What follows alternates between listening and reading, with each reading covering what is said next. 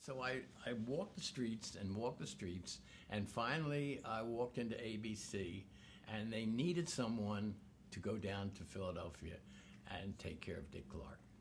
I really thought the train ride down every day would be horrendous, but I got to love that train. I mean, I got a chance in an hour and a half in the morning to read the papers, and an hour and a half back at night to, take a snooze or just relax, and it was great, and I had a good time.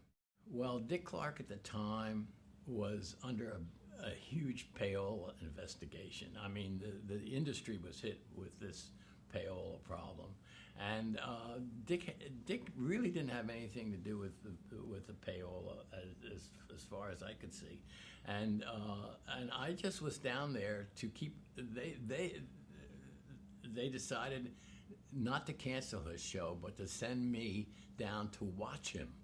Constantly watch him, and it was so ridiculous, because if I left at 6 o'clock, what's to say he couldn't be doing anything nefarious after 6 o'clock?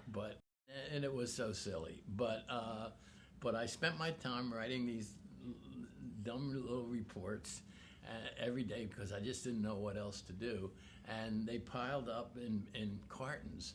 And eventually they took those down to Washington. I worked with Dick for about a year, and they took those reports down to Washington, and he was exonerated. I don't think they wanted to even look at those things that I wrote. So, and he was exonerated, and that was the end of my job. Oh no, Dick.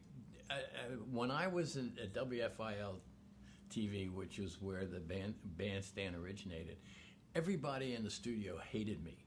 I mean, they thought I was Benedict Arnold, a major spy that had come to spy on them. But Dick loved me because he knew I was his lifesaver. And we've been friends, close friends, ever since,